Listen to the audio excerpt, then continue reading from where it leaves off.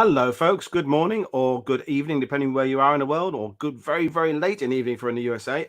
We're doing a random show that we were going to be doing back in January, but it's finally happened due to scheduling because my guest is incredibly busy. I've been incredibly busy. But today, my guest is Iain MacGregor, author and publisher, whose book, The Lighthouse of Stalingrad, has received all sorts of praise around the world and lots of awards. And this is the book. This is my copy here, which I have there, and I thoroughly recommend it. And if you're watching this, we'll come onto this during the chat and think, do I need another Stalingrad book? Well, you probably do, because this one's really good, eminently readable, and it clears up some myths and some of the legends about the battle. But without further ado, I'll bring Iain in.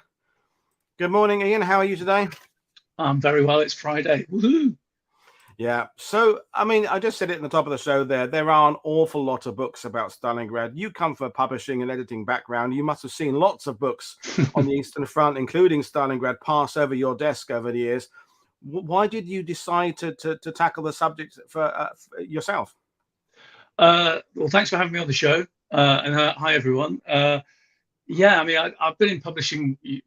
You said at the beginning, I'm a publisher. I mean, that's my day job. So I've been doing it for 30 years. I specialize in history. And a lot of the books I've done are on World War II or the Cold War. So I've worked with lots of different authors, Max Hastings, people like that. But I'm lucky. I had far-reaching parents in the 80s, or far-sighted parents in the 80s, and they wanted me to experience the world as a teenager. So they sent me to East Germany in the late 70s, and I went to Russia in the early 80s. So I went to Leningrad. It wasn't St. Petersburg, it was Leningrad. And that really stoked a fire in me when I was 14, 15, when I was there on a student exchange. And so I've had a love of the Eastern Front, which is why you and I were talking about getting me on the show. And that's carried through. And then one of my first jobs in publishing as an editor was Osprey Books, Osprey Military Books, fantastic company. And I did a lot of that kind of publishing there. So I have published a lot of books in the campaign series, Men at Arms, Warrior series on the Eastern Front. I did Stephen Zaloga's book on the T-34. Right, brilliant. So, so I've got that. And then we all get it. I'm sure there's a lot of your guys out there. Is everyone thinks they've got a book in them, and I'm lucky. So the Stalingrad book's my third now, and I just knew I wanted to write a book. I mean, Anthony Beevor's book's probably not going to be surpassed. It's fantastic. That really did open doors for lots and lots of people. That, oh wow, I need to focus on the Eastern Front, and I mean, I was thinking that anyway. But that book's fantastic. But you're right, the world doesn't really need another Stalingrad book. And I didn't want to go on the strategy. I wanted to tell the human story. And I'm like you, I want to talk to people, interview people, or go to the archives and read first-person interviews. So in the back of my mind, I was thinking, if a publisher wants to take me on, I can get the book, I'll have the finances in place that I can actually go to the Russian archives in Volgograd and Moscow, and I can actually do the research. The pandemic kind of came in while I was doing that, but I still managed to get there. So yeah, the book's a human story more than anything else. It's a human story. It's packed full of first-person accounts, whether diaries, letters, testimonies, and then I interviewed some people as well. And the interesting, we may talk about the historiography aspect later on, because as you said, you started it when pandemic, but also you started the project when historians were trying to bring the Soviet role in World War II back into the story again, because back in the 50s and 60s, perhaps they weren't talked about because of the Cold War. Then there was the era, post Anthony Beevor, when if you were talking about Normandy or the Western Front, you had to say at some point, but don't forget, for every German soldier killed on the Western Front, 8 or 9 were killed on the Eastern Front. And now with Ukraine, of course, things are now changing the other way, where now historians are kind of dismissing how important the Soviet revolt was without Lend-Lease, things like that. So pandemic wise and war wise, everything was at the end of the writing the book than it was at the beginning, I guess. Maybe we can touch on that, how it's been received.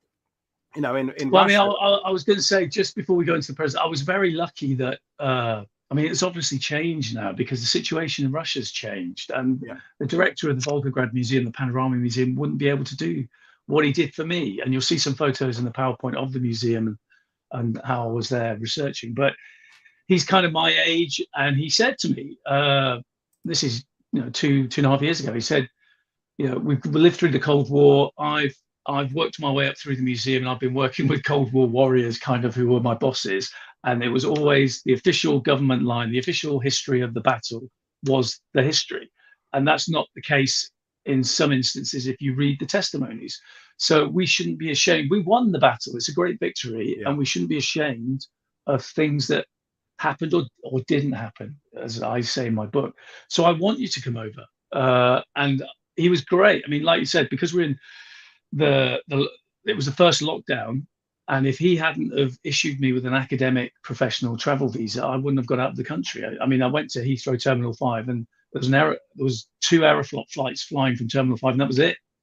Wow. So that it was very generous of him. And then he just said, go into the archive, whatever you want, have a look at. And I would guarantee that will not happen now or for the foreseeable future for anyone else who goes there. No, that's definitely going to be changed. But anyway, we're going off to talking about historiography. But yeah, you've got a PowerPoint, so nudge me when you want me to move on the slides. But folks, Sure. We'll do some questions as we go along. But really, we're going to talk about what the purpose of the book was and some of the things about the battle. And over to you, Iain. Yeah. So the Lighthouse, the title of the book, and you'll see it through the slides, is it was a code name for a house which I'm sure a lot of you have heard of, Pavlov's house, and to the ordinary Soviet, and they learn this from childhood as they're getting educated and they're learning their history. Pavlov's house is as famous as the Alamo is to an American student. It represents, it's a metaphor for the valor and bravery of the Soviet Red Army soldier at the biggest battle of the Second World War, Stalingrad. So it lasted nearly 5 months, well over 1.5 million, 2 million people killed. And is seen as the turning point, not just on the Eastern Front, but I suppose strategically on continental Europe, it was the big turning point of the Second World War. So drilling down, if you're looking at such a big battle that involves millions and millions of combatants and all the things that comes with that, tanks, artillery, aircraft, and casualties. And it's not just about the city that stretched for 40 kilometers along the Volga. It's a huge front. It's hundreds of kilometers north and south of the city. But I wanted to tell, again, like I said, you don't need another book strategically on the battle. I wanted to tell a human story.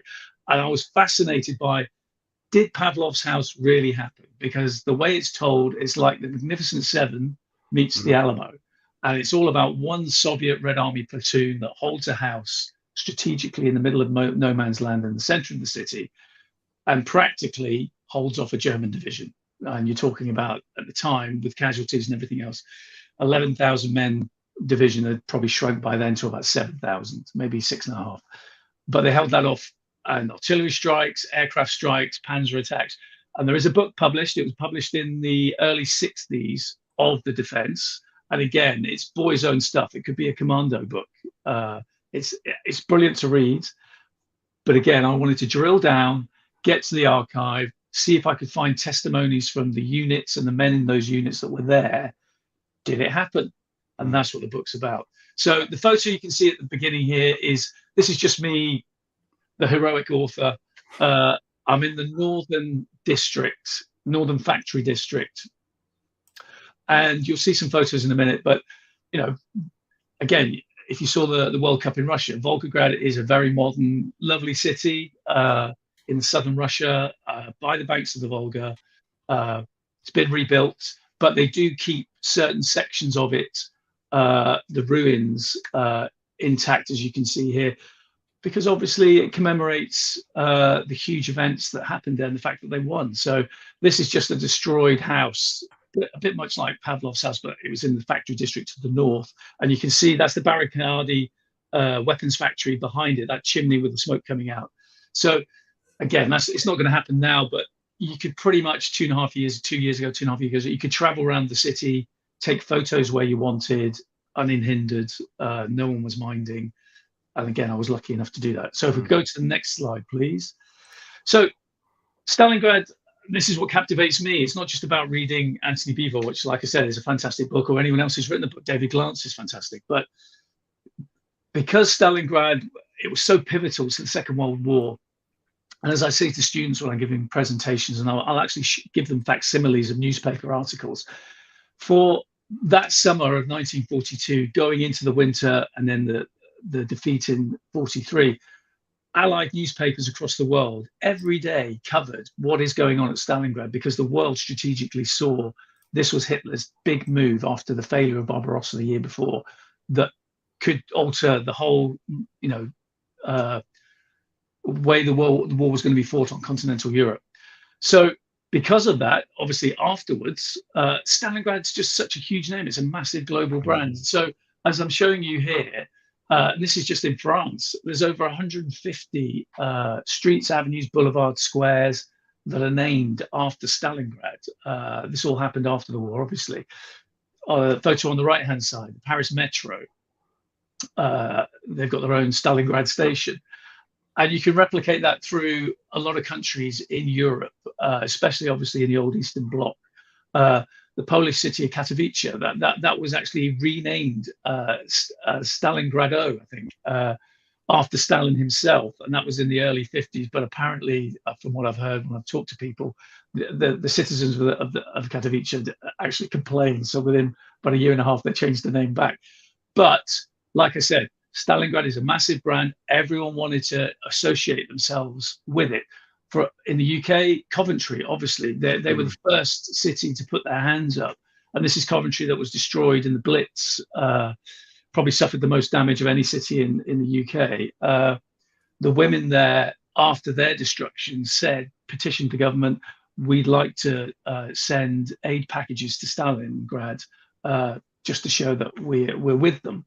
And that is, in modern history, in the 20th century, that's the first twinning of any modern city, is Coventry with Stalingrad. And obviously, after Putin's invaded Ukraine, the council there voted to cancel the cultural relationship and the name and the twinning with the city.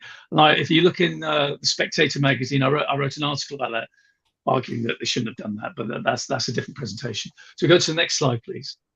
And just to say, I went through Stalingrad metro station myself a few weeks ago, and it like you mentioned the Alamo earlier, like that kind of battle, when it becomes so famous, then the mythologizing around it starts. And people know it not necessarily from the factual accounts. They know it from the movies, from the video games, from the comics, from the media world around it. And it means that the actual original event gets a bit lost. I mean, we have that a little bit in Britain with the Battle of Britain, and that we remember the movie more than remember the actual battle in many ways. That's our frame of reference. Or D-Day with Saving Private Ryan. So when a battle reaches a certain level of international status, it does mean that digging through the weeds to find out what happened becomes more problematic sometimes. Oh yeah, absolutely. I mean, I was going to say, you've reminded me about what I wanted to say. I mean, I focused on one Soviet unit, Red Army unit, that's around Pavlov's house, but it's actually the unit that Jude Law famously is crossing the Volga, enemy at the gates. He's in the 13th Guards Rifle Division, and that's the key unit I wanted to look at, because it's their positions that Pavlov's house is in. It's guardsmen from the 13th Guards that are in that house, and that's what I focused on when I went to the museum. So yeah, I absolutely agree.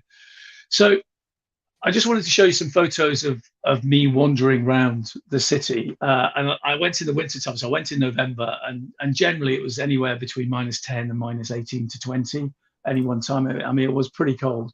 Luckily, it wasn't snowing, but the Volga was icing up to a degree as well. But even though the city's been rebuilt, it's a modern city. It's a bit like, it reminds me a little bit of Manchester, actually, because I was at uni there, so it definitely reminded me of that. But you can go down ordinary streets, or you can go as a tourist and look for famous sites. And the enormity of what's happened at this city and the enormity of the fighting and the casualties is exemplified by the dozens and dozens of statues that are around the city to commemorate localized valiant struggle. So on the left here, you've got, this is a classic Red Army infantryman with the very famous anti-tank rifle, which they used in abundance in the city to ambush German armor. But that statue is roughly around, I mean, I should have had someone stand next to it to put it in perspective. It's about 60 foot high. So it's the size of a normal 2-story house in the UK. Iain, and that is a famous site because it's standing outside the grain mill in the south of the city. And that was the first point of contact between the 6th Army coming in from the south. There were going to be a pincer movement, north and south. this is where the Germans first realized that the Russians weren't slinking away as they had done for that summer, and they were actually going to put up a suicidal defense. And what the Germans thought, we could probably take this giant drain silo, a couple of days will take it. It can't be that well defended. And it wasn't. There's probably 40, 50 Red Army soldiers in there. It took them almost a week, and they suffered nearly 1,000 casualties. And I think that's the first inkling. As you read some of the testimonies from German officers and the Sixth Army combat diaries, you can tell, like, Christ Almighty, this is just for one building, and we haven't even moved into the city yet. And hence, this is a big tourist spot. You can tell by the commemorative flowers that it's always there. I mean, I went there, I think, 3 times during the 9 days I was there, and there was always a crowd there, and I managed to get a shot with no one in it. But then this is more interesting on the right-hand side. And like I said, I was just walking from A to B to get to another place, walked down a side street. And as you can see, I'm just basically in a normal, it's not even a busy center for shopping. It's just flats. It's in the States. This statue, it looked like bronze to me. And again, these figures are probably about 30 foot high. I mean, they towered over me. And a local passerby, there wasn't even a plaque there, and a local passerby had to tell me what it was. And as you can see, there's no flowers there. I mean, I'm sure they put something there once a year maybe, but there's nothing there. And this represents the young communist, Komsomol. And at the beginning of the battle, again, if you read the various testimonies in the books, because the Red Army forces were retreating pell-mell back from the Russian steppe towards the Volga, back to the city, they're getting pushed and pushed and pushed by the Sixth Army. They hadn't set up a coherent defense, so they had a scrambling defense, and they put anyone they could get into the front lines along miles and miles and miles of entrenchments that they had constructed in pillboxes. So whether you're militia working in the factories, whether you're NKVD security troops, you could just be civilians and they put a gun in your hand, or you could be these guys. So Komsomol, like I said, were young communists under 18 years of age. So this statue represents roughly around 20,000 of them died in the first week of fighting, died or were wounded. And that, I mean, that's just colossal attrition rate. But that was the thing that blunted the first real sledgehammer attack by the Germans in the north and slightly in the center as well, to try and hold them from taking the city and getting to the Volga as quickly as they wanted to. So that's the kind of stuff. And again, I just stumbled upon this. I could show you, like I said, 50 photos of 50 statues. They're everywhere. And once you've been there for over a week, it's almost oppressive. You realize I'm literally, without being dramatic, I'm surrounded by death and destruction here. Yeah. And it works. I mean, it's obviously as a propaganda tool, it absolutely works. So next slide, please. And this is me. This is just this is how the living sometimes live. So I had a great guide, whose name I won't say for obvious reasons, but and we're still in contact. I mean, I spoke to him last weekend, but he was saying to me, I can show you places that are off the beaten track where, people still live in these houses and they haven't been touched since the battle was over. And obviously, as a historian, I'm thinking, fantastic, show me. So this is the workers' settlement in the north of the city. This is by the factory, and this is arguably this is where the fiercest fighting took place in the last section of the battle, before the Russians the Soviets famously counterattacked and surrounded the Sixth Army. People are living in these houses, and as you can see on the outside, they're riddled with machine gun bullets and shell fragments. And then when you go inside, and I had an old lady was going up the stairs with her shopping, and I said, "Do you mind if I take a photo?" And she's like, "Absolutely, not a problem." And as you can see, that it shows all the signs of brutal urban combat fighting, whether it's grenade fragments, bullet holes. And I went in 3 of these houses, and like I said, the lights were on, people were living there, and they hadn't been touched. I couldn't fathom whether that meant they were deliberately left like that as some kind of tribute, or whether they just hadn't got round to fixing them. But that area was great for me to try and picture the battle, because it was like going back in time. So the roads were still dirt tracks, and there was still shrubbery all around them. And they're literally only probably 100 meters away from the Volga. So in your mind's eye as a writer, you can envisage like, well, this is where the attack came from when the Germans are coming across. They're trying. This is the bit they're trying to take. This is the 100 meters or so the Russians have got to their backs to the wall. They've got to defend it, and it makes you realise just how desperate the fighting was. So it was invaluable seeing this. So next slide, please. Yeah. And then again, I'll quickly say on the left, your listeners might know this. This is the Mamiyad Kurgan complex, and that's the Motherland Calls statue on the top. Everyone goes there. If you're a historian or just a tourist, you will go there. So the Mamiyad Kurgan is the Tatar name for the enormous hill that's bang smack in the center of the city. It's about 300 feet high, and it was, well, it is now, but before the battle, it was a big park that you'd go of a weekend. If you're on your weekend off, you go for a picnic, and it was a lovely place. You get an amazing view, and strategically, militarily, that's the key thing. 360-degree view, you can see for 5-6 miles in any direction, and crucially, obviously, you can see what's happening on the Volga, which is on your doorstep. So the Russians wanted to defend it because they've got to. They can't let the Germans have it. The Germans clearly wanted it because then they could dominate the skyline across the city, see where the Soviets are trying to get their reinforcements across the Volga, and then direct artillery and airstrikes. I'd argue, I mean, you can argue with me if you want, but and give me some questions. But I would argue it could be one of the most contested pieces of ground in any theatre of the Second World War, just in terms of combatants. Tens of thousands died there.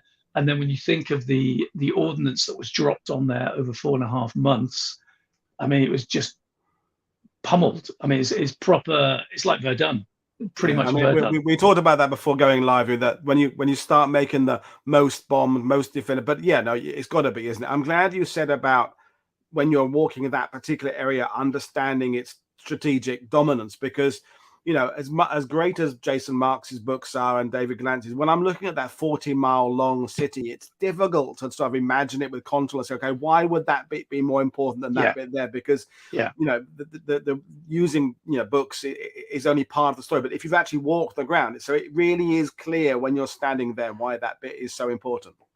Yeah, I mean, there's a map coming up in a minute, but yeah, the Germans were very methodical, like a game of chess. This is how we're going to take this city because it's so long, and they only had a certain amount of forces to take it. So they were going to take it stage by stage by stage. But to take the Mamiyad Kurgan was one of the key things they wanted to do right at the start. Because if you take the Mamiyad, you've pretty much split the Soviet defenses in half, and you've just driven a wedge straight through to the city, which is a classic German move. And they dominated the air as well. But the photo on the right-hand side, which kind of backs up my argument about how bombed it was you got to remember, this is 80 years after the battle, and my tour guide had said to me, "Oh, you might find something. You never know." And I was like, I doubt it. And you get past the complex, so past that statue, which is the highest freestanding statue in Europe, by the way. It's taller than the Statue of Liberty. It's enormous. Takes the breath away. But you get past that, and it's just parkland again, and it's a lovely place. And we just happened to be walking along, chatting away, and I stood on something. I tripped on something. I thought, I wonder what that is. And cut a long story short, about 20 minutes later, having been on my hands and knees for 20 minutes, I'm digging away, and we dug up. I think that is a Soviet 80 mil mortar tail fin, and that's 80. This is 80 years afterwards. I'm sure tens of thousands of people have found things on the Mamiyad, and I just happened to step on that. And obviously I didn't take it. I would love to have taken it back to the UK with me, but I donated it to the museum, and they just opened up this huge, let's just put it, it's like that scene with all the others. Yeah. Wow.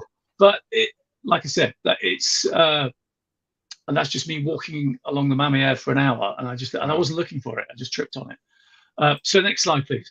So here we go. This is the lighthouse. This is what it looked like on the left-hand side after the battle. And the key thing that I talk about in the books, I talk about the building itself, I describe it. You got to remember that across this city, And as I said, it's about 40 kilometers long, stretched like a ribbon along the Volga, because it's all for trade. It doesn't go deep away from the Volga, like London, for instance, is a big blob of a city. North, south, east, and west is big. With the Volga, it was with Stalingrad, it's probably about 1.5 miles deep at its deepest. It just stretches like a snake. So even though the Germans dropped nearly 3 million various ordnance on the city and destroyed 95%, so you're talking over 40,000 buildings were destroyed. Obviously, some survived, whether as ruins or they just survived. This is one of them, and it survived because, and the reason why it's in the center of the city is it's for the elite. So if you were high up in the party, or if you work in the factory district, you might be a physicist, an engineer, a chemist. This is the kind of housing they would have moved you into, because it's got things that ordinary Russians probably didn't have, or they certainly wouldn't have had: hot and cold running water, gas, electricity. It's where you want to live, and it's in the center of a brand new city, which you'll see a photo in a sec, that they built. It's a proper show city, Soviet city that Stalin was proud of. Hence, it's called Stalingrad. But equally more important, and the reason why it survived all the bombing and the fighting, is it's reinforced girders throughout. So that's why it's the skeletons holding it up. And like a lot of buildings in the center of the city, famously where you get the Rattenkrieg, the Rats' War, it's got reinforced cellars. So that is why you're looking at it at the end of the battle, and it's still standing. Obviously, the back end of it's just fallen away. But that is a very famous photograph to pretty much all Russians. This is what it looks like on the right-hand side now, and it's about 50 meters from the Volga. So it's prime real estate in today's Volgograd. You want to live there, and obviously it's a black and white photo that I took. I was trying to be arty, but it's lemon coloured. And what they've done is, as you can see, they've kept a frieze, a segment of the ruin on the end of the wall, and it's got the original graffiti and engravings that they did after the battle. And it's a pilgrimage point. Like I said to you at the beginning, it's like the Alamo. So it's only a stone's throw away from the museum where I was pretty much working the whole time. But every day I went there hoping to get a photo of it, a clean shot with no one there. And there was hundreds of people, just tourists, all snapping away, taking shots. And the final day, the final full day I was in the city, I thought, I've got to take a photo. This is getting ridiculous. So I got there at 8 o'clock in the morning, and there was still probably about 300 school kids there being given the lecture about, because obviously all the big sites are around Pavlov's house, whether it's Gerhardt's Mill, whether it's the famous department store where the Sixth Army would surrender. That's just stone's throw away as well. So you can get all your kind of history if you're a school kid there. So I managed to get in front and get the photo. So let's go to the next slide. Here we go. So this is literally a stone's throw from the photo you've just seen. This is the Panorama Museum, the ruined building, which a lot of people I find, they ask me online, that building behind the museum, oh, is that Pavlov's house? Like, no, that's Gerhardt's Mill. That's the famous shot. If you see this big shot of a building that's very artistically in wintertime, snow all over it, with the children dancing around the crocodile, famously, that's Gerhardt's Mill. It's not Pavlov's house. So Gerhardt's Mill was the regimental headquarters of the 13th Guards Rifle Division that were holding the line, famously, Jude Law's division that came across the Volga in the film Enemy at the Gates. That's their regiment. That's just their regimental HQ. And it was from there, that was a jump-off point to capture Pavlov's house, which was 100 yards ahead of it in no man's land. Maybe that's the reason why they built the museum there. Probably is, because obviously then you've got everything to hand if you're a tourist. But this museum was built in the 50s after Stalin died. Obviously, Nikita Khrushchev came in after Stalin by 56. There was a slight liberalization. And I'll just give you a very, very brief history. The reason why there's so much amazing testimonies and diaries, letters and everything in their archives is they had a campaign from the 50s all the way through the 60s to say, we want to capture first-hand material. So in newspapers, on radio broadcasts, there was a kind of almost a demand to say, if you fought at Stalingrad, and obviously millions of Soviets did, all the republics were there represented. If you did, contact the museum. We'd love to hear from you. I'm paraphrasing, obviously. And we'll record your material. And that's what's happened. You'll see it in the slide's time. So go to the next slide, please. So basically, this archive has tens of thousands of these files on your left-hand side. And what they are, they're green. And what they either contain, as you can see here, letters, diaries, correspondence with the museum staff, or what they'll do if you're, I don't mean this from a simplistic point of view, but if you can't be bothered writing letters and correspondence, what they did was they'd send you these like the green kind of school books that we all got as kids that we'd write in. So 48-page academic books. They would send those to the veterans, and then they wrote what they did, and then they post them back. So sometimes you'll open these files, and that's what you're looking at. But I easily could have looked at, they probably had over 1,000 of these files ready for me when I got there. And I got through 400 of them. And this file, which I'm showing you, it's a key file. So the photograph on the right, some of you might recognize this guy. This is Major General Alexander Radimtsev. So he was commander of 13th Guards Rifle Division. And he's arguably, you could say, the Patton or the Montgomery, depending on which country you're in, of the Soviet Union. He led, as you'll see in a second, he led the critical attack assault at the beginning of the battle that saved the city from being captured quickly by the Germans. And his division's a metaphor for the Soviet losses at Stalingrad, as in they got completely decimated.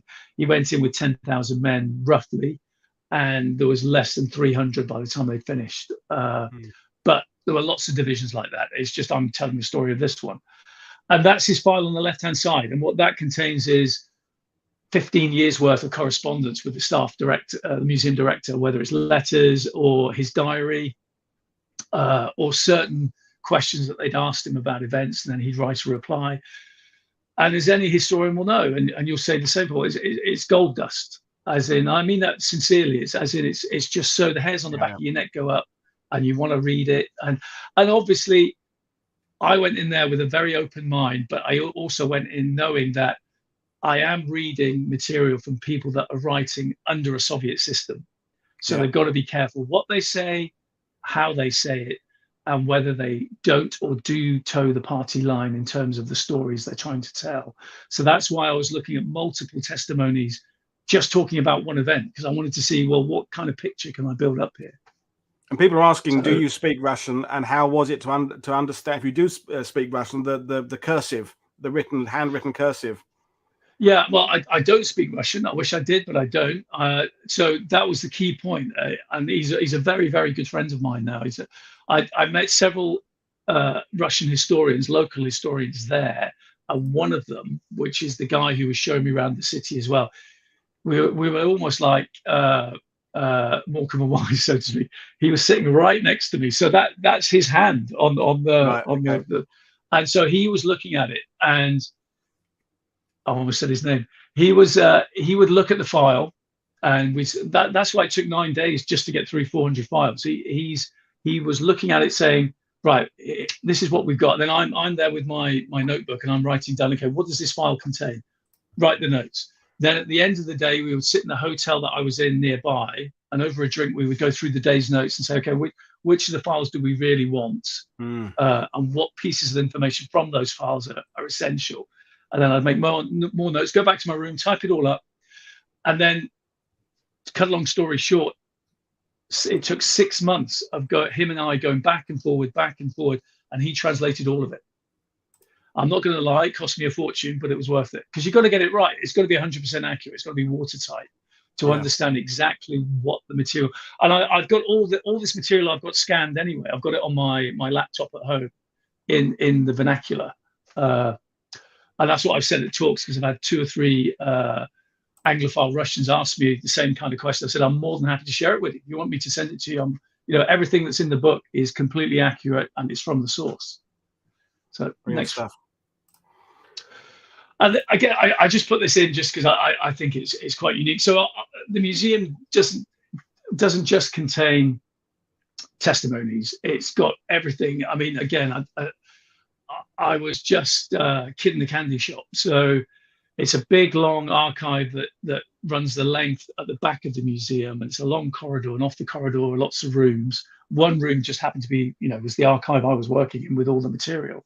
But in others, they've got an armaments, they've got clothing, imagery, as in paintings, drawings, that kind of thing. And like I said, under no supervision, they just said you can walk up and down. You choose what you want to look at. Just ask us if you need to see anything significant. Obviously, if you're in the armory and I want to pick up a PPSH 41, they said, okay, we'll get our guy, the specialist, can come in and let you have a look at that. And this is just one thing. So that's the actual boots in the photo. And I tried. I couldn't get my feet in them; they're too small. But again, from just realizing what it was like, that's why those Russian troops are laughing at those boots. That's the kind of boots the Germans of the Axis troops created to try and combat the severe weather, the severe wintertime conditions they're fighting in. For the Russians, it's almost like, well, we've got our felt boots. We know what we're doing. We'll be fine. And they're very easy to use when you're in combat. If you're in combat and you're using those things, and they're very, very heavy boots, almost, I felt like a deep sea diver from the Victorian age putting those on. But again, it's just interesting. I just thought, I show this to school kids when I'm giving the talks, and it's one of a dozen photos I show from the archive to say this is the kind of thing you can see, that you should see, because again, it helps build up a picture. Yeah, definitely. So I'll be very quick because I know we're under time, but again, very simplistic overview. Barbarossa, how did we get to Stalingrad? So as a lot of your guys will know, Barbarossa kicks off 22nd of June, 1941. It's Hitler's big gamble to try and knock out the Soviet Union, which he thinks he can do, whether it's obviously racially motivated. He thinks they're completely inferior, even though a lot of his intelligence, when I was looking at the archives, obviously tells him we'll be up against a seriously well-equipped force. Okay, they've decimated their leadership with the purges, but they're still seriously strong. Biggest invasion in history, well over 3 million men, over 3,000 tanks, 3 different armies, north, center, and south, attacking along a 1,500-kilometer front. Like I said, I'm being very simplistic, but it gets stopped out, not just outside the gates of Moscow in the center, but outside the gates of Leningrad in the north, and gets definitely stopped via the weather more than anything else in the Caucasus. And Hitler almost loses his army in the big freeze, but also the massive Russian counterattack by December 1941. More German soldiers fell out of the line with frostbite, and more actually casualties or killed. His armored formations are decimated. They lose the bulk of their horse-drawn transport, but they don't collapse. And I only show this picture when I'm talking to students because I said this would have ramifications for Stalingrad, because Hitler was adamant that we're not going to have a pell-mell retreat. We are going to fight holding the line in certain places. We'll have Kessels and they'll be resupplied. That will stop us losing the ground we've taken. It did work. It held the Russians, the Soviets arguably exhausted themselves anyway. They weren't as strategically minded or using combined forces as they would do further on in the war to greater effect. But it did work. But that would have ramifications for the following winter at Stalingrad. So next slide. So this is it. I only put this picture in because it's obviously the guy in the center looking at what Hitler's doing with the Iron Cross hanging from his neck would be the commander of the 6th Army at Stalingrad. That's Paulus, Friedrich Paulus. And so this is Hitler in the spring of 42, figuring out what am I going to do? So by this time, obviously, Germany's in a global war now. So they followed Japan, their ally, and declared war on America. Strategically, it's a bigger deal.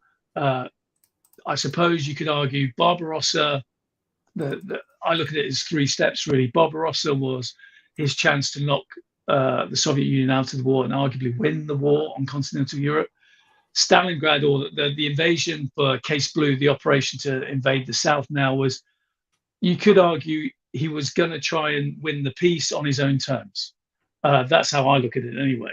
Yeah. Because when you look at it, the forces that he'd lost the year before, as David Glantz, I recommend reading his book from the strategic point of view for the arguments to have Case Blau, was he knew he can't attack on the whole front again. He's not going to repeat Barbarossa, but what he can do is maybe have a mini Barbarossa, but down in the south. Because if he's going to carry on and survive and outlast the enemy to get peace on his terms, he's got to have the wherewithal to actually have his fighting machine achieve that, and that's oil. So he's got to go down into the south. So if we could have the next map, this explains it. So Case Blau, which would jump off late June, was going to be 4 stages. And Stalingrad, as you'll see from the map, I'm hoping it's interactive. Also, I'm hoping it works if you click it. No, it's just a slide image, unfortunately. Oh, don't worry, it's fine. Well, I was going to say I'll upload it onto my website and guys can have a look at it there. But it was going to be 4 stages, and obviously it's to break through the line. And you see Rzhev there, which is to the west of Moscow. So a book I'd highly recommend about that area of the fighting is Prit Butar's book, The Meat Grinders. Yep, and he's been on the channel talking about that salient there. Exactly, and it's an extraordinary battle and very important and been overlooked for too long, I think, to understand the sequence of events. Yeah, I mean, I said that to Prit. It's a long time coming, that book. But it was to break through the line. Yeah, exactly. And it was to go down south, capture the key gateways that would get you into the Caucasus, so Voronezh and then Rostov, then head eastwards. This army was well over 1 million men, army group south, and it pushed eastwards to the Volga just to protect the flank. It was never meant to be that's going to be our ultimate goal. The bulk of the army would then pivot 180 degrees and plunge south to take the oil fields at Grozny and Maikop. That was the key thing. How they're going to hold it, God knows, because it's such a long line, massively overextended itself, as we'll see. But because the fighting was so intense, and because Hitler, overconfident, was chopping and changing his plans, sending armies here, there, and everywhere, in the chance of trying to, because his ideal goal was to have the successes of Barbarossa, and he wanted these huge amounts of Soviet infantry and forces, armored forces, captured, as he had done the year before. That wasn't happening. The Russians were learning their lessons, and they were retreating. That made him overconfident. And he's thinking, right, well, I can send all the forces now down south. We can just push to the Stalingrad. But cut a long story short, by the time you're getting to mid-August to the end of August, it's obvious that they'd overextended themselves. They were suffering casualties in terms of men and materiel. It was getting bogged down in the south. He needs some kind of get out. As a politician, he thinks, I need a victory. I need to show something for this summer campaigning. That's where all eyes turn to Stalingrad. And that's why they then swing south again and they look to capture there. And that's why we end up here. So I've just put in a couple of photographs to show this is what it looked like by the time the Germans arrived. So it was a medieval city. It was a trading post. It went from 6,000 to 7,000 population by the beginning of the Victorian era to 80, 90 years later, you've got this. So it's a major trading post still, but economically, it's right on the Volga. It's transporting the oil from the Caucasus all the way through up north to as far past as Moscow, up to the Baltic, and all places in between. It's international as well. A lot of Allied money had helped build Stalingrad as it was by the time the Germans got there.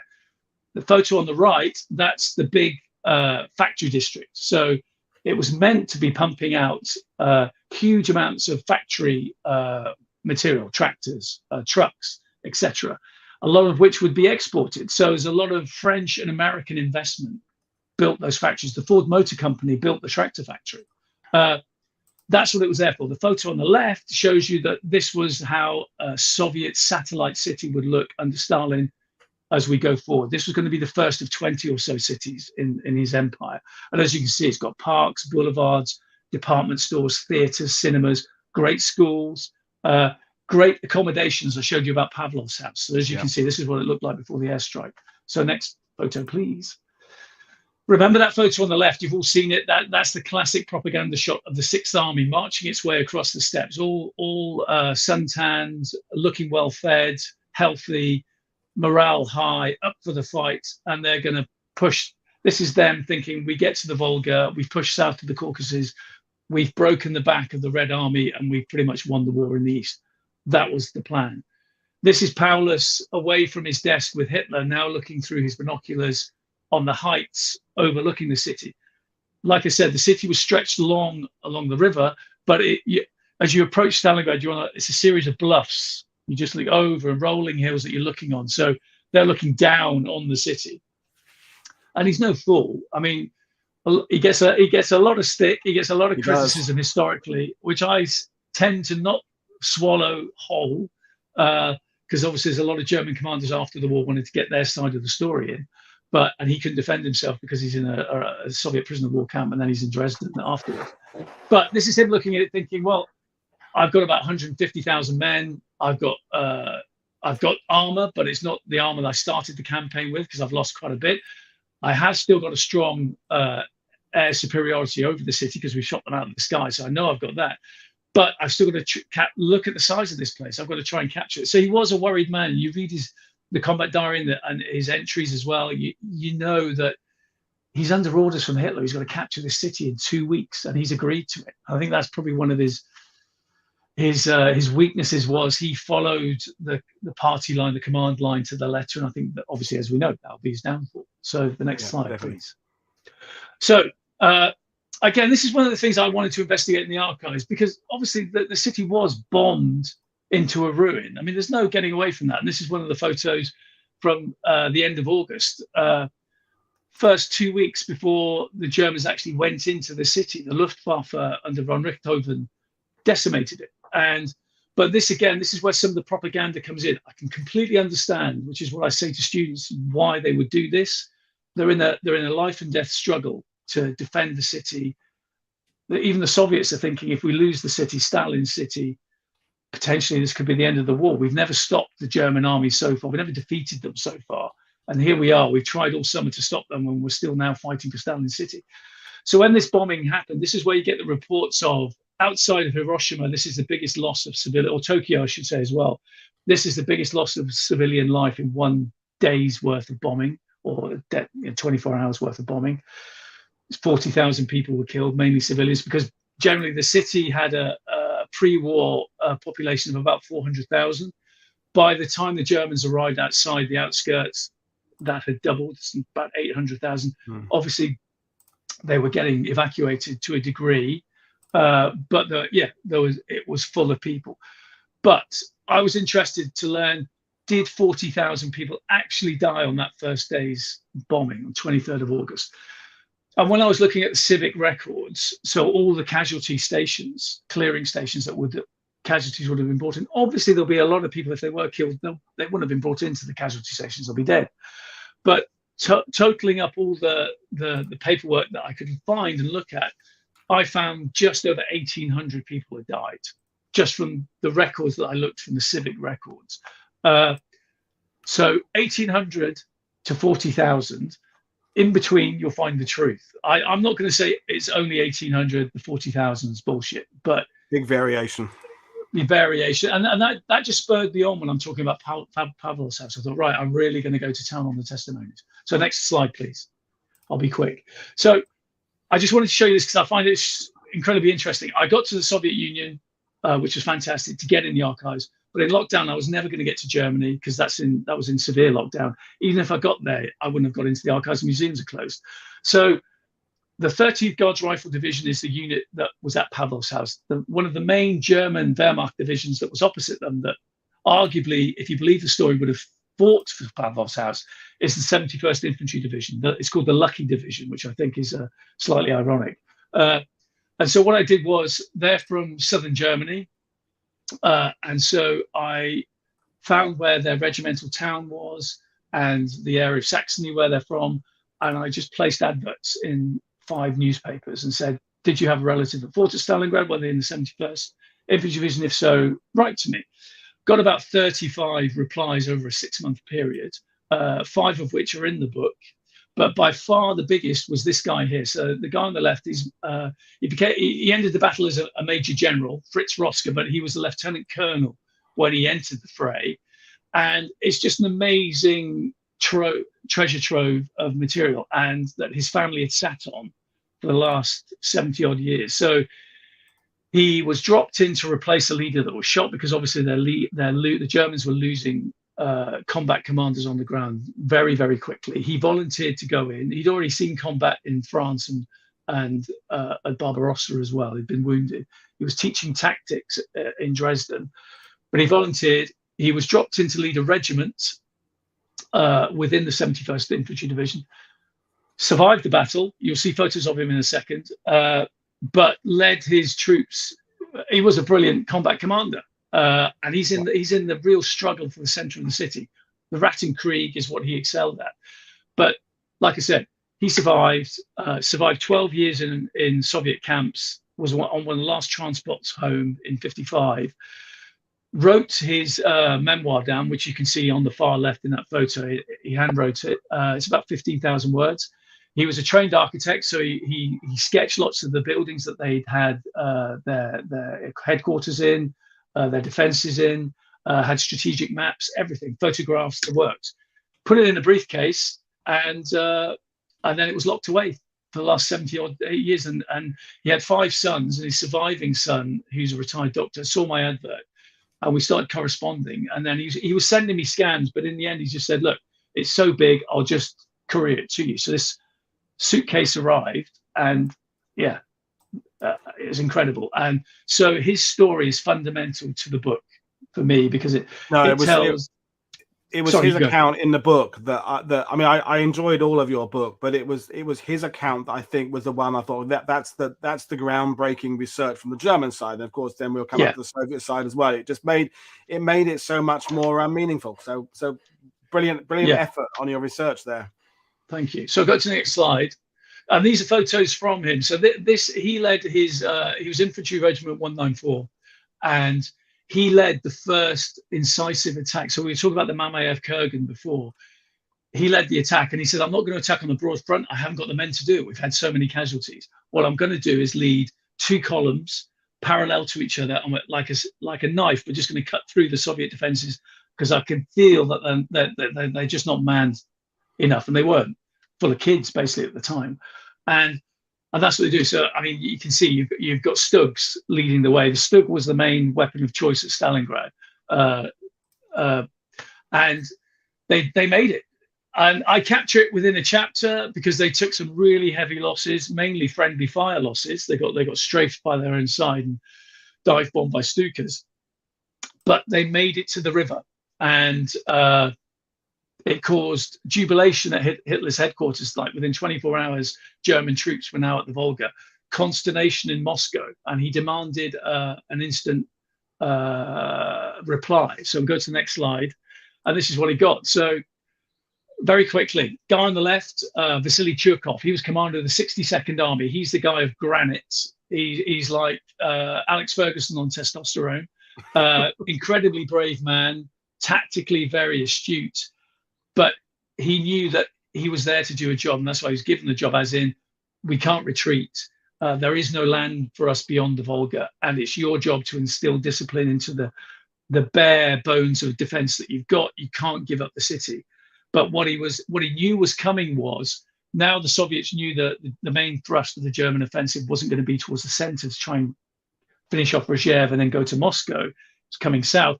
They were moving forces in echelon from the center down to the south to get to Stalingrad and get to the Caucasus. So that kind of tells the story of the next 4 months. There was always, in the nick of time, another Soviet Red Army division came online, was shipped across the Volga, went straight into the meat grinder of Stalingrad. So within the first couple of weeks, Roska and his men are at the front of the city.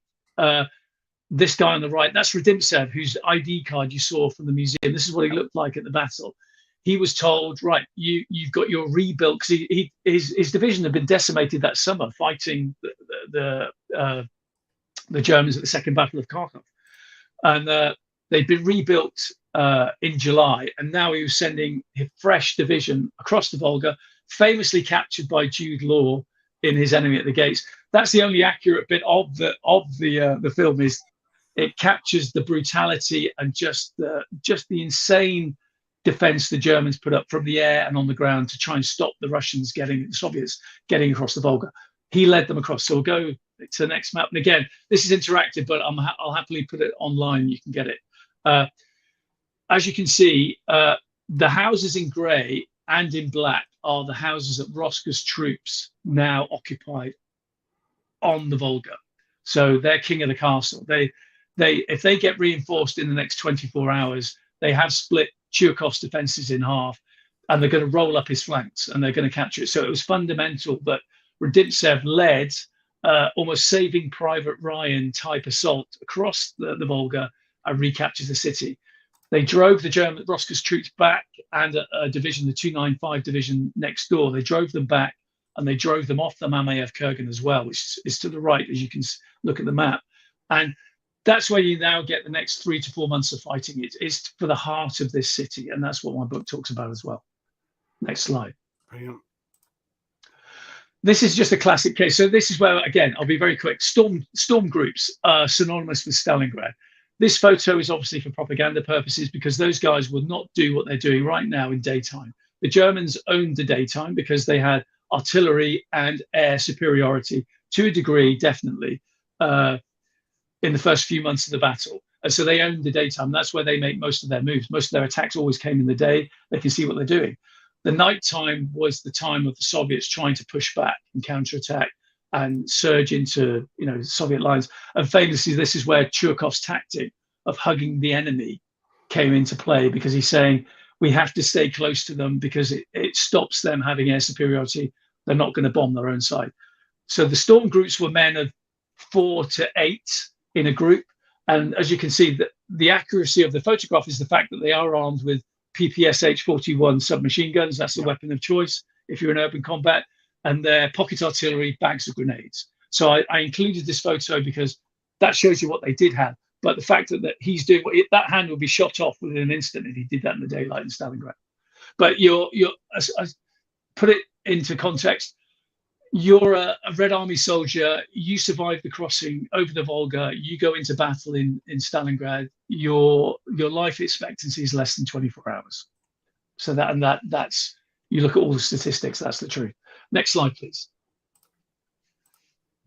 And so this is Pavlov. I'll quickly talk to you about it. You saw the house. The story very quickly is this house is in no man's land. Both sides want it because they know they can get to the top of the house that's still intact. Like the Mamiyad, it gives them an amazing view, 360 degrees. And crucially, the Red Army, if they hold it, they can see the Volga and they can give signals to their artillery on the eastern side to target German troops massing for the next assault. Equally, the Germans want it because then they can see what the Soviets are doing. Got to stop saying Russians, they're Soviets. Both sides want it. Pavlov, Sergeant Pavlov, Jacob Pavlov, he was given the order to go in with a storm group, see what was there. If you believe the legend, it had about 30 Germans in there. He caught them napping. There was civilians surviving in the basement. Again, that's conjecture. They killed or drove off the Germans, and then he was reinforced with his platoon. So there's about 28 of them. And as the story goes, the legend goes, all 28 came from the 15 republics of the Soviet Union. So the whole of the Soviet Union's in this house.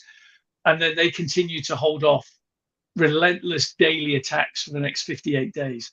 The actual defense of the house, when you read the testimonies, went on for 108 days. But they say 58 days because on the 58th day is when Pavlov was shipped out of the house wounded. And that's when they stopped the story. But I'm not going to spoil it. You have to read my book. But I show you blow by blow how that's completely not true. Next slide. Brilliant stuff.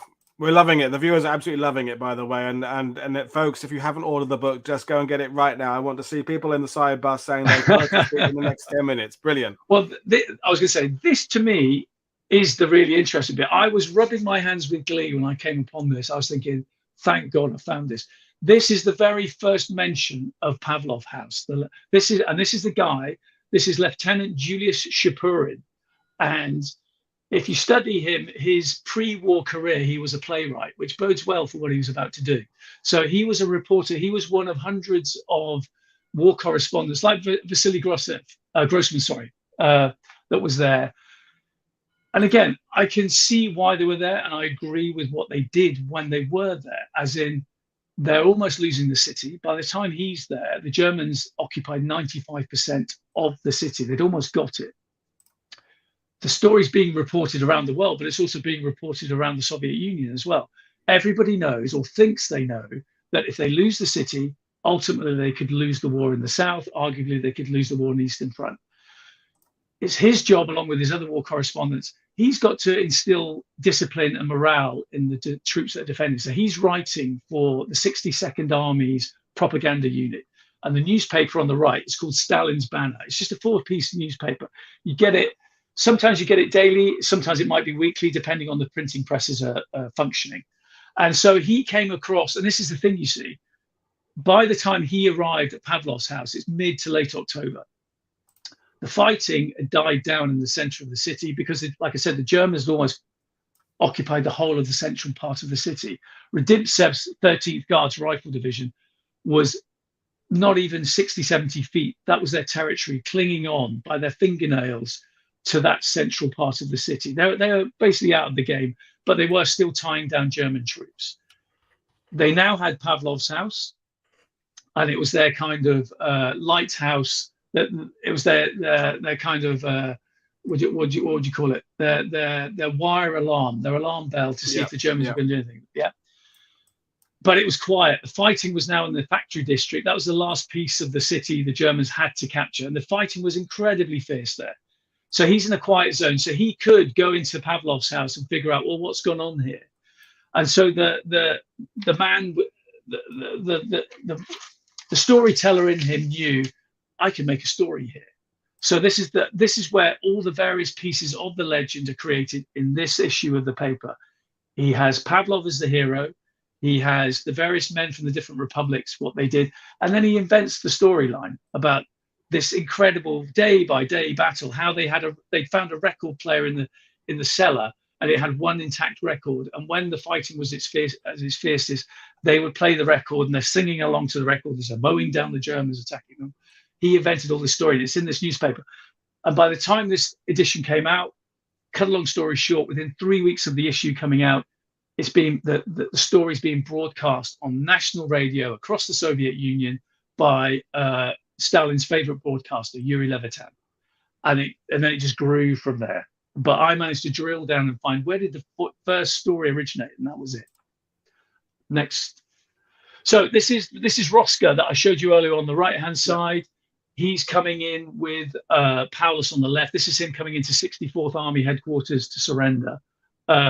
As you can see, what I liked about reading the 64th Army commander's combat diaries and notes were they admire, this is not aren't the Germans great, but all his officers admired Roska in the fact that the way he conducted himself, because again, I won't spoil the story, but the surrender that we know as we think is fact of how Paulus surrendered and the 24 hours before and after it happened, Roska's diary tells a completely different story because he's the man on the ground and he's the one who wrote his memoir at the end. And like I said, he came home in 56. He didn't really have an axe to grind. It's all done and dusted. He came back to a different Germany, and he didn't even intend it to be published. He just put it in his briefcase and put it under his bed. But he tells a completely different story, which I'm not going to go into because I'm not going to spoil the story. But, well, indeed, and it is an amazing story, and it's that he didn't have. You said it yourself. He didn't have a dog in the fight. I mean, he was just saying what it was without any need to fluff up a legend or downgrade a legend. He just wrote it from the point of view. Well, I was going to say he's giving you what I liked about it was he gives you a soldier's story. Because that's what he was. He was just a soldier. So next slide, please. Nearly finished.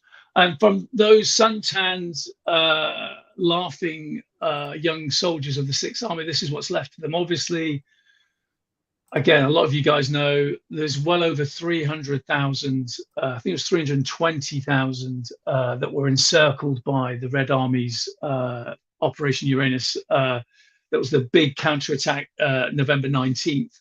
And gradually they're whittled down over the next 9 to 10 weeks. So by the end of January, Paulus has to surrender. He's in no fit state to continue. 90,000 of them or so march into captivity. But again, this is what I say to the students. You've got to realize that we can blame the Soviets for out of that 90,000, 50,000 were dead by the summer. But you've got to remember, it was just as surprising to the Soviets how many that they thought they'd surrounded. They didn't realize they'd surrounded that many troops. They were in no condition themselves to feed 90,000 prisoners of war. There's reports that I've read where Churkov a couple of weeks before the end of the battle, is raging at his superiors, saying, I haven't got enough food, supplies to feed my own men.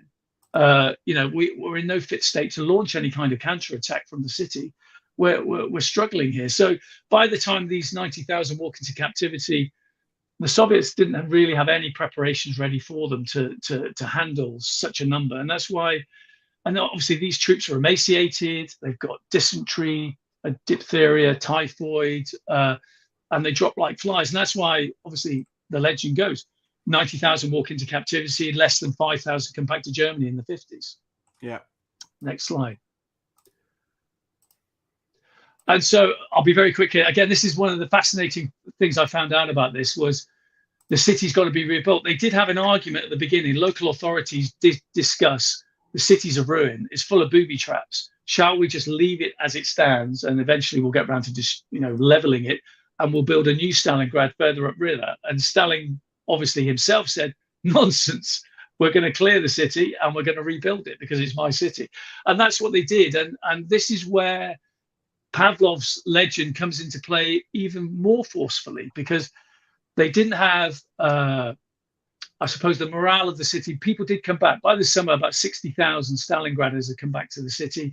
They're using thousands of German POWs as well to try and rebuild it. But like I said, 40-kilometer long city, 95% of it destroyed. It's going to take years to rebuild. And so if you go to the next slide, what came up was, this is where the propaganda kicks in yet again. So the woman on the left is Alexandra Cherkasova, and she'd come back. She was a local communist. And what she did was she wrote, again, if you believe the story, she wrote, and I found her letter, she wrote to the local newspaper, the communist newspaper, and said, we've got to rebuild the city. I know you haven't got the money to do it, all the resources, but I'm going to volunteer myself for free of charge, and I'm going to volunteer my block, which was very good of her. We're going to help rebuild just our piece of local ground. We're going to rebuild the buildings here. We'll do what it takes because we love Mother Russia.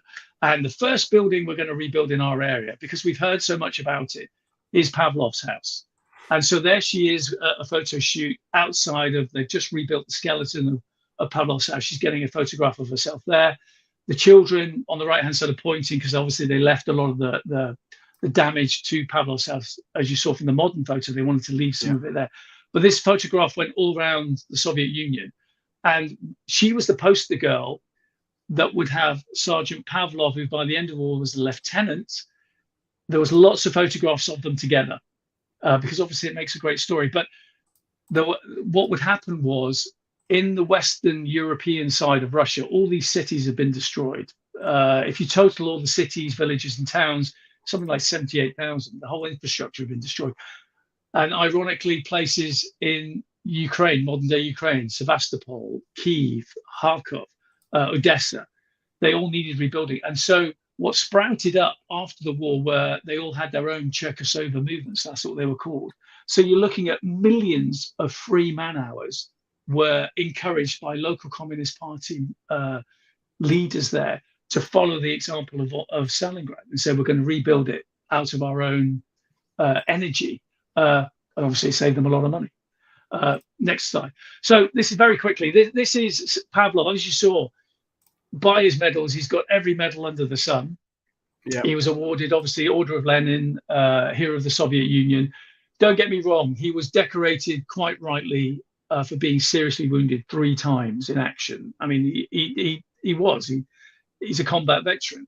But as I'm seeing from the testimonies from the guardsmen in the archive, and this is then every year, like Band of Brothers kind of thing, they get together. They got together too. This is at the 13th Guards at the embankment that they took famously, center of the city at the beginning of the battle, and they would meet there every summer. And they're all smiles on their faces, as you can see.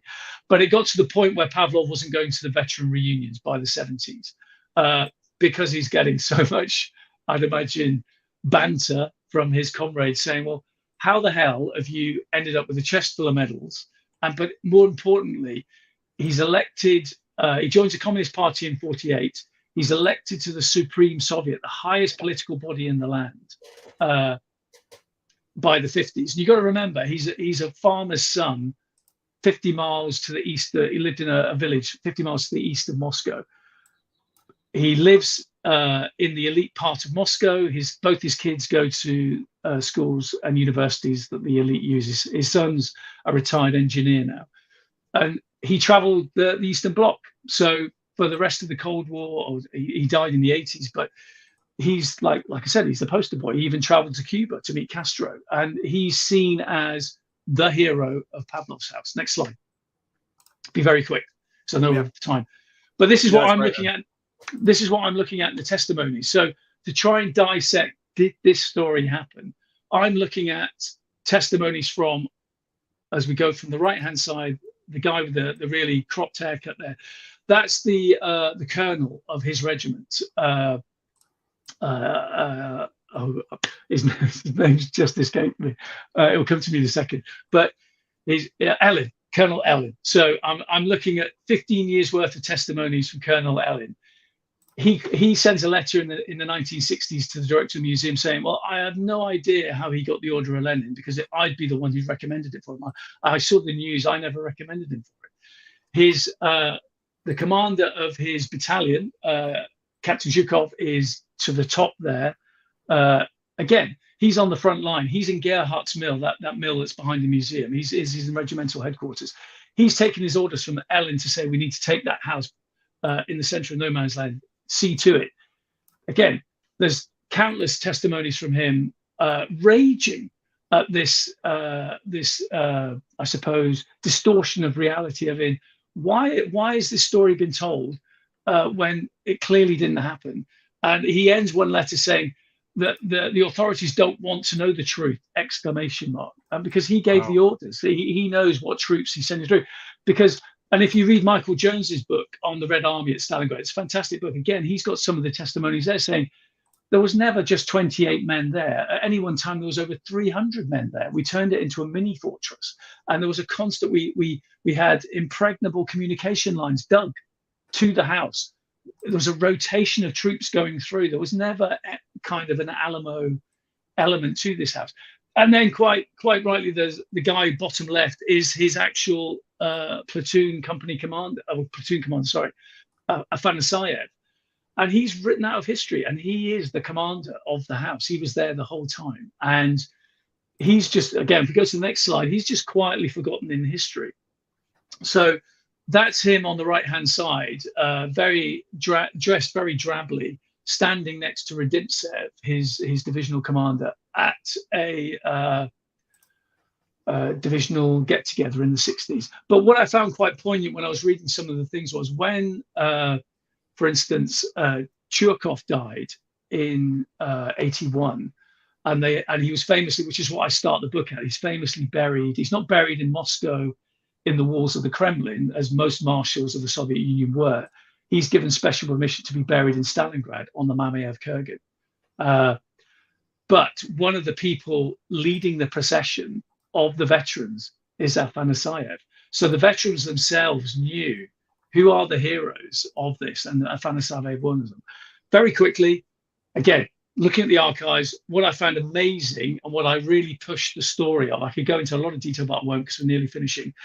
The chief of staff of the 64th Army, who met Roska, who then met Paulus to take the surrender of the 6th Army in a department store at the end of January, is this guy. And it's Ivan Latsin. And he's Ukrainian. He's from the Crimea. And again, it's a story you won't hear about anymore.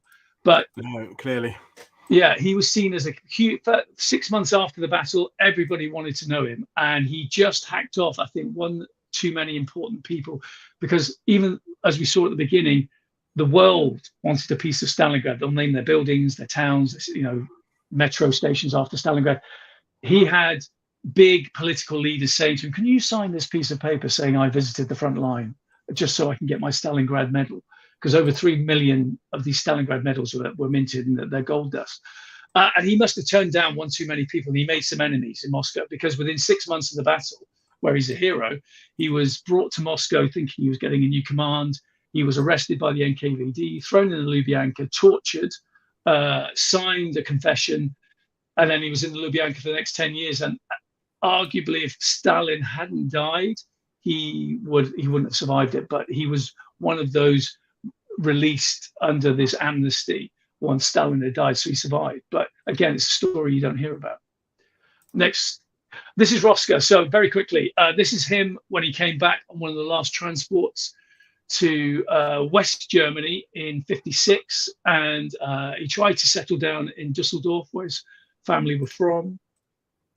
And again, it's sad, but don't get me wrong. I mean, it's hard, isn't it? It's hard to feel sorry for these guys, because at the end of the day, he was at the spear point of what arguably was a genocidal invasion of a sovereign state. Whether you like the Soviet Union or not doesn't matter. That's what he was. But he just couldn't settle when he came home, and he tried to join. He's coming back, remember, to West Germany. So the Nazi Germany he left behind him is completely gone. Everything he knew is completely changed. He tried to join the West German army, but was refused because the Russians had tried him as a war criminal. So he had that on his record. So within a year, he'd suffered depression. And again, I only found this after I'd written the book. I only found this out. The family finally told me what happened, because I had been asking, well, how did he die? Because basically he committed suicide Christmas Eve, 1956. But what the family told me afterwards, which is incredible, was at the end of the battle, within 24 hours of surrendering, the German medical, the chief of the medical staff gave Paulus and various other senior commanders, including Rosca, their phial of cyanide to commit suicide. If you don't want to be taken, take this. And he'd managed to keep it on his person, because what happened, it's incredibly sad. I mean, from a human perspective, he went to bed on Christmas Eve and he bit into his cyanide pill. So his wife woke up next to him and he's dead. He'd taken cyanide. And so that's where he's buried. The family took the photo for me. He's buried in the regimental cemetery in Dusseldorf. But again, touching story was, I said to his son, who's still alive, it must be so sad for you, because obviously he was born during the siege of Stalingrad, and Rosca knew he'd been born, but he never met him, obviously, until he's 12 years old. And then he's dead within a year. And I said, it must be so hard for you. Out of all your family, you're the one who really didn't know your dad. And he said, yeah, you would think that, but I kind of did, because all through the 50s to when he came back, veterans would knock on our door, every other week of the year, saying they just wanted to come and pay their respects. And I'd find out bit by bit, I find snippets of what kind of person he was and what kind of leader he was. And he said that carried on through the 60s and the 70s. He said, so in my mind, I built up this picture of the kind of person he was. He said, and that's helped me. So, from a human story, it's interesting. So we're nearly finished. And again, this won't happen. I can imagine now it's all what's happening in Ukraine. This is an international group of military historians and military archaeologists. And throughout every summer for the past decade, right up until the winter time, these guys, and they're from Australia, Spain, France, Italy, Germany, they go into the Russian steppe outside of Volgograd for the express point of disinterring what they can find corpses, whether they're Soviet or Axis forces, and they give them a proper burial. So normally they find about 300 in any given period per year. And if you go to the next slide, this is where they get buried. So on the right-hand side, this is Rashevka, which is the big cemetery outside of Volgograd. Huge, absolutely huge. And on the right-hand side of the road, you've got the German-maintained cemetery. And as you can see, they don't find a lot of bodies. Their names are just inscribed on the blocks. But on the Soviet side, they get a proper burial. And I mean, it's as far as the eye can see. It's, again, it shows you the enormity of the losses, I suppose. And it's, again, if any of your guys get to go there once everything settles down, God willing, it settles down and people can travel there again, I'd highly recommend it, because it's an incredibly moving place. And that's the presentation, folks. I'm sorry it's taken so long. It's been fantastic, Ian, and it was worth. Forget the cliche, been worth waiting for. It took the amount of messages we exchanged back and forth. And I was available, and you weren't available. Then you were available, and I wasn't available. But we finally got it done. So it'll sit there in our Eastern Front section now. So, Ian, What next? What? I mean, obviously your day job is publishing, but are you going to have another crack at another World War II book? Yeah. I've been researching it for about a year, and all I can say is I'm going to Japan in November Okay. to interview people and go into archives. But I would honestly, I mean, I'm not going to lie, my first love is the Eastern Front. I would love to carry on. I had one or two I thought really good original ideas to do, but obviously it's not going to happen. But this idea I had actually sprung from research I was doing in Volgograd, and I thought, I didn't know about that, and all roads have led me to Japan, so I'm off to Japan. Brilliant. Well, I mean, we talk about a lot the Sino-Japanese War. That theatre generally needs more exploration by Western authors. People are gradually starting to dip their toe in now, and that's well, I can't wait to hear the project and details about that. But but I was going to say, like we were saying earlier on, it's based on interviews and archive. That's what it's getting out there and talking. That's the key thing, is talking to people. And I'm lucky I found quite a few survivors. So. Brilliant. Well, there we are. Thank you very much, Iain. I'll hold up the book again. Don't forget and get it. The links are in the description below, as always, and you can go to Iain's website and find the maps, things like that we talked about. And you're available on Twitter, and you can answer questions. You're quite busy on the circuit, don't you? Do quite a lot of things, so people can go out there and get to meet you. Are you? We have WWIIs in September again. I am. Yep. Just waiting for the call. I'll see you there then. I'll see you there in the bar. Okay. Cheers, everybody. I'll see you again tonight, folks, for the Artillery Show. Cheers, everybody. Thanks for watching. Bye.